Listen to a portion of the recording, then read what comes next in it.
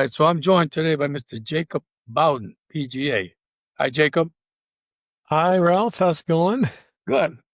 Thanks for coming on, bro. I Yeah, sure. appreciate you, you know, giving us your Same thing. time. I appreciate the opportunity to be here, and it's nice to only be talking to one of you. We tried to get this going, and I wish people could have seen this because there were at first there were two Ralphs, and then all of a sudden there were three Ralphs and me. So there was a four-way conversation, but only Yeah, it was two pretty actual bad. It people was here. pretty. I don't know what the hell that was about, but we sorted it out.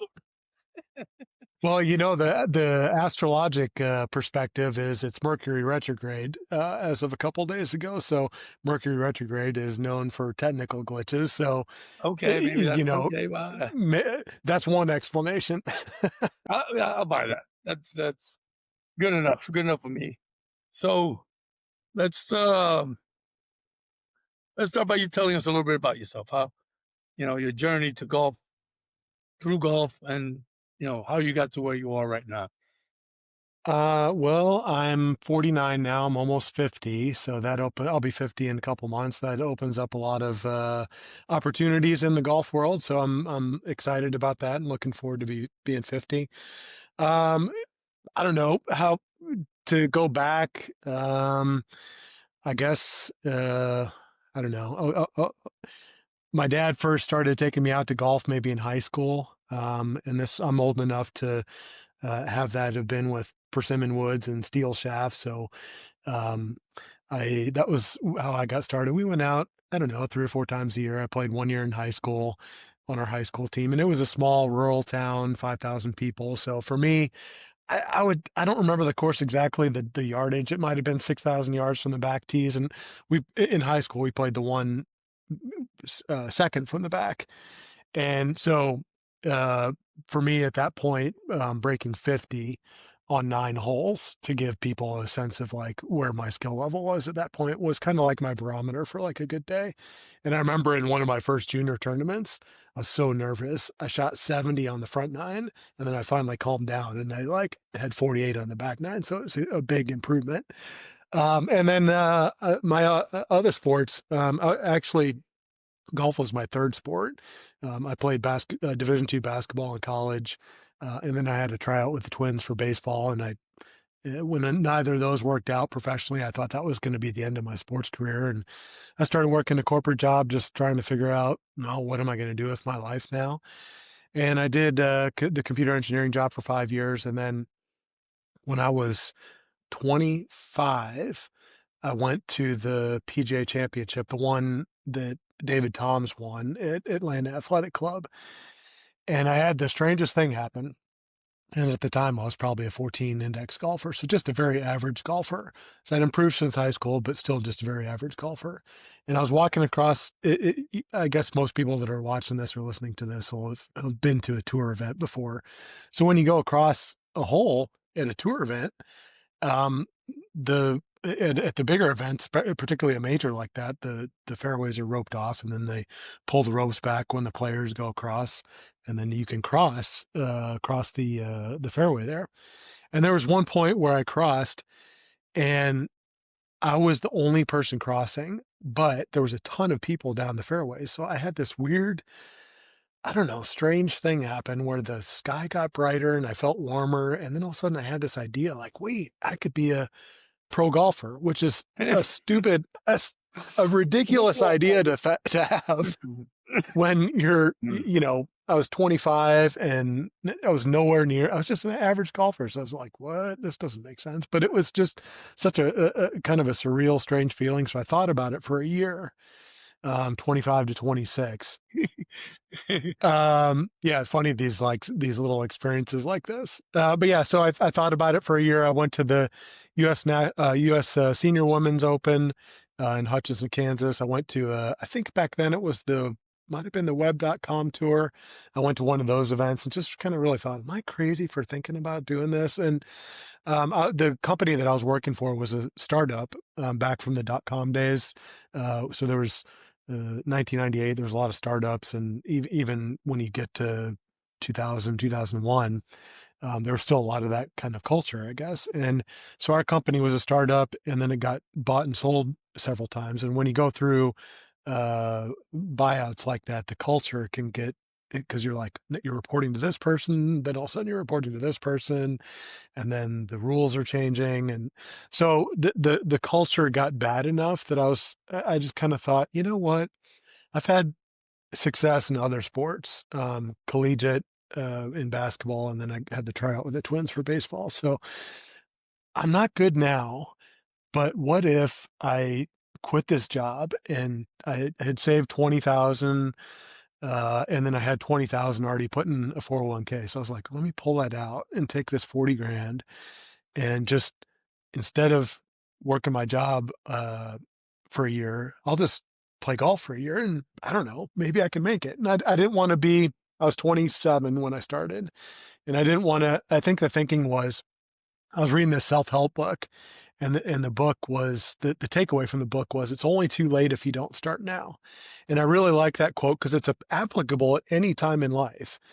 And so I was like, I don't want to be 40 and look back and wonder what if. I'm not good now, but I've got time and I've been good at other sports. So I don't know. Let me try this. I'm not happy in my current situation. So I took a leap, and then I moved out to California. I was going to go to Florida or California, and I knew one person in California. So I went out there, slept in a dirty garage in a sleeping bag for a year, and just got up and played golf every day, every day, every day. And then 6 months in, I cashed my first pro check, got a $5,000 check.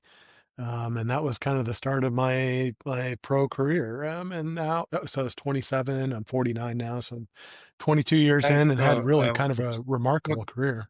what kind of event was that where you cashed a $5,000 check? It was a long drive event. So there was, um, some people might remember the Pinnacle Distance team. So John Daly at that point was like the king on tour for being the longest hitter, year after year after year. And then the Remax World Long Drive Championships, it was just coming out of the Jason Zuback years when he won 4 times. And Pinnacle was involved in the sport, and Pinnacle assembled this long drive team called the Pinnacle. I think it was called the Pinnacle Distance Team, something like that. But John Daly was kind of the face of it, and they had all these top long drive guys, Zuback, Brian Pavlet, um, all the main guys from back then, and they would go around the country, and you could go up against these guys, and if you outdrove them, you'd win a check for 5 grand. And then the winners of each of those local events would go to Vegas. And then in Vegas, you would go up against Daly. So I went against Dan Beaver. I think he was a former professional baseball player. Really, he won the Senior World Long Drive Championships later on, and then now he does. These days, he's doing trick shots. He's got a really great show. If you're at a club or something and want to bring him out, he's just a great guy to have out. This show is really really hilarious and fun, and he's really talented. Actually, So it was that. I have been at an event where Don Beaver had a hole in a charity event. Yes. Did you get to see some of the little Yeah, trick shots he that he has does, and he stuff does. like that? Dresses up really, clowny type. Yeah, yeah, yeah. He was charity, so they usually put a long drive guy on a par five, and if you ante up, then you can use his drive, and so Well, yeah, in long drive, you can't. There wasn't. It was hard to make a living in long drive, and maybe only a few guys could do it. So to kind of scratch out a living, you'd have to do other things. So a lot of times, the long drive guys will do that. They'll do other things like that to make a living, basically. but within 6 months of you starting, you were long enough. You were hitting it long enough to where you could go and compete. To beat one of the basically one of the top guys in long drive, Were and you a this long was hitter? no. Were I you was a long started hitter when out you as started, or in 6 months I you got that started as long? a average length hitting golfer. So it was a remarkable transformation, to be able to go and do that. The winning drive I think was 381 yards, televised. I got to big surfboard size check, which was really cool. Um, yeah, so that was kind of the start of it. Wow. So you turn around, you get this long drive check, and what happened next? Well, I was making a lot of progress, and I needed the money that I had uh, risked on myself was running out, and I'd really come a long way. I shot my first round in the 60s by that point. My power and distance was, elite long drive level already. And so there was uh, a company that was going to, if you know baseball, R.A. Dickey, the knuckleballer, they were following me and him around to make this documentary. Sadly, like a lot of the footage that we had from putting that documentary together, the editor, in the midst of him moving around, he lost all the footage. So sadly, that's all gone. That would You have been a lost great story all the because footage. yeah, because R.A. Dickey at the time we were doing this recording, I think he had just had brain surgery or something, and he hadn't made his comeback, and then all of a sudden he made this comeback. He got back out in the major leagues, and then he won the Cy Young. So just a remarkable transformation, remarkable story. It would have been a great thing. So, but yeah, sadly, all that footage is somewhere, but I don't know where it is. Um, Sorry, I lost my train of thought. What was the question? So I asked you, it's okay. I asked you, I said you went to this Pinnacle, Team Pinnacle. I remember that whole Pinnacle thing with Daly and Zubak and all those guys. And you cashed the check. Then you said your money was running out. Yeah, oh yeah, 5,000 was great. It when as soon as I took that, I basically was accepted my pro status. And then 2004, I was trying to get funding from every possible way, and I just couldn't do it. But I was like, gosh, I really made it so far in so little time. I got to be able to. Surely I can make it. So, in lieu of trying to, in not having any people that I knew or just anyone to back me or figure out how to do that, I just funded the second year on credit cards, basically, which, kind of a stupid risk. But I was willing to take the risk and just, um, eh, eh, uh, but it got me to move me along, and I had moved up to the Monterey Peninsula and was practicing at Pebble Beach at that point. And I did meet a guy late that end of the year that was going to back a run for me, to try and get out on tour. And then I went to Hooters Tour qualifying school. I qualified for 7 events. And then, as soon as I was about to start that, his wife filed for divorce. He ended up pulling out. So then I was like, just stuck. So 2005, I moved to Phoenix, and that was where I started teaching, just as a way to, and I worked as a trainer also, just trying to make ends meet and just trying to survive. I thought about going back into computer engineering, but um, eh, I just couldn't get back into it for some reason. I guess people sensed that I didn't really want to do that. I applied for 50 some computer engineering jobs and didn't get nothing. So I was just really buried in this debt that I didn't really have any way to pay back, and I was just doing whatever I could to survive at that point. I remember I mowed cow pastures in Utah, just trying to literally just trying to survive. And then 2000, that was in Phoenix. As I was teaching in Phoenix, I went back to Monterey Peninsula 2000, late 2005. Started working at Pebble Beach. So when you decided to take this, you seem like a smart guy, right? You're a computer engineer and all this. Did you assess or did you check the probabilities, right, of you at 27, right, banking yourself for the possibility of you playing a PGA Tour? Did you think Oh it through? yeah, I Or was. well aware of the math, Okay. even though there weren't the statistics that were available today back then. But you know, my dad was a math teacher. He taught at University of Missouri St. Louis. He taught in high school. My mom was math was a science teacher, so I came from a very much a numbers and science background, and just y- y- but if you know the odds of anyone playing in college, much less playing professionally, are just the odds are staggering against that. And so, but if you want to do it, you really if you don't do it, it's if you don't try, it's 0%. So, I what got you. was that one Jim Carrey movie? So you're saying there's a chance? It's like Okay. 1 in a million kind of thing. Yeah. Um, and so But you you won't went make it unless you try. So I you went was through like, it. I'm going to try it. I'm going I to mean, try it. all the credit in the world because you did go for it, so Yeah, you didn't have to live with the what it's ifs.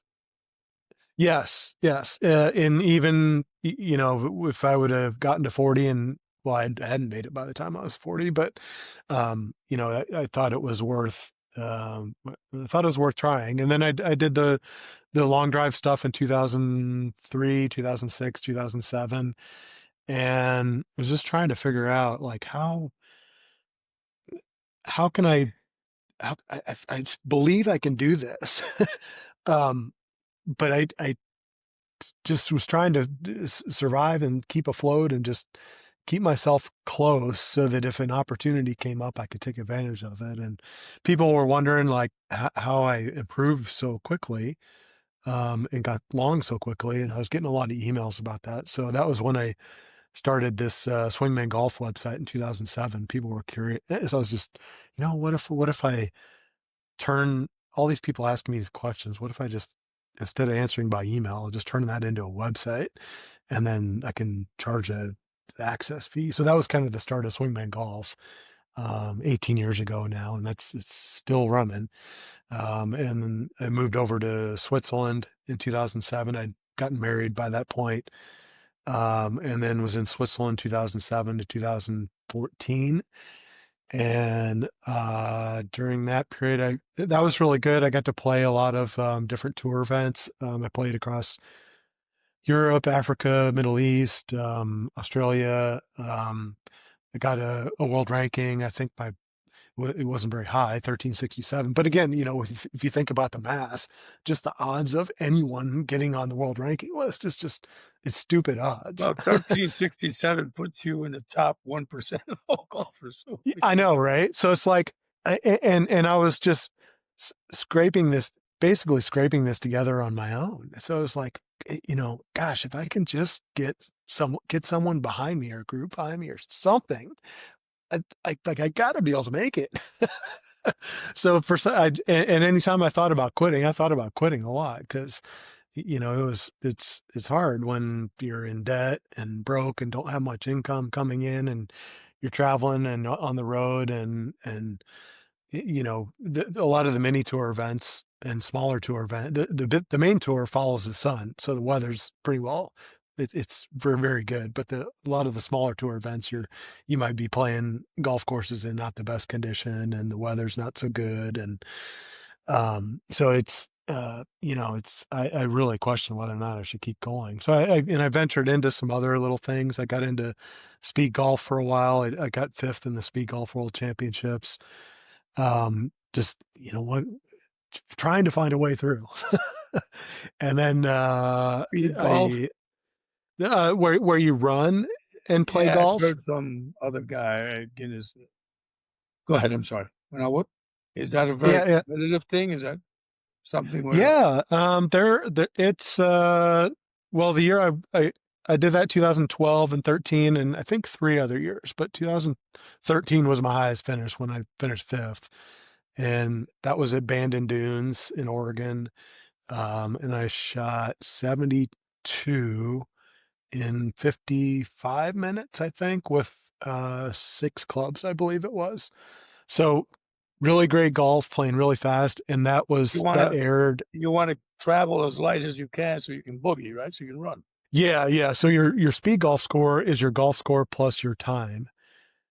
So if you shoot 100, just for easy math, and you do it in 60 minutes, your total score is 160. So you want to get like both as low as you can. So there's a little bit of strategy. Some guys might play with just a 6 or 7 iron and just try and run real fast, have a quick running time, but then a higher golf score. And I'm not really built for long distance running. So I was like, all right, well, let me try and just play good golf, carry a few extra clubs, get my way around that way. And maybe my running time will be a little higher, but maybe that'll be the way that I could do Okay. it. So I did that, and that was pretty cool because that aired on CBS ahead of the Masters that year. So that was a really neat experience to be a part of that. And I started to learn a little bit more. I started to play a little bit more intuitively because when you're it's so time focused, and you can't carry a laser with you because that'd be extra weight. You wouldn't want to do that. And then you don't have time to sit there and think through like, what's the distance to this? What's the distance? You just got to get up. You're wasting time. You just got to get up and go. So I learned to play. I got out of that. I learned to play a little bit more intuitively than the old numbers way that I'd long done up to that point. And so although I don't know, it really made me a better player, a more complete player. And so that was really great. And then 2016 to 18, well, 2015 to 16, we were in New York, lived in Brooklyn. 2017 to 20, we're in DC. And from 16 to 20, I was, again, was still trying to find my way through it. So I started my own brand of golf clubs, Sterling irons. They were the single length irons. And Okay. we really moved advanced that niche of the market. And as it worked out, Bryson DeChambeau had just won the NCAA championship. It didn't have anything to do with that. I was doing that anyway, and it just happened to be some good luck that he was getting a lot of media attention for playing his single length irons right when we were coming out with the Sterling irons. So I sold those 2016 to 20. Pandemic hit, and then my wife is from Michigan, so we came to Michigan in 2020, and I've been here since then. So I've kind of been all over the place with my journey, and I don't know. Anytime I thought about doing something else, I just down and depressed on myself, and I just kind of kept finding my way back into golf, and really went down all these weird roads, like the long drive, the speed golf, the single length irons, just trying to find. It got me to dig into all these weird rabbit holes, um, that just Which, trying to find an advantage because I had I started so late, and you could either, if I was ever going to make it, I either needed to do what other people were doing but do it better, or just explore and look at things that hadn't been done before and try new things, and just experiment a little bit. So yeah, I mean, sounds like a worthwhile journey. And yeah, you had to try to accelerate your skill set to try to get to that point.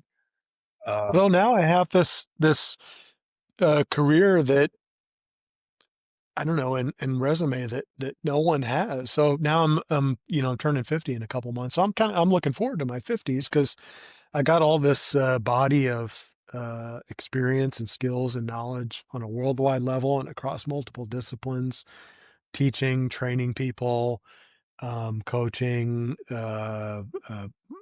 playing in different tour events, um, doing long drive, doing speed golf, doing single length irons. So I'm curious. I still think my best golf is ahead of me somehow. So I'm looking forward to the 50s. yeah, I agree. And, you were part of a period, the swingman golf.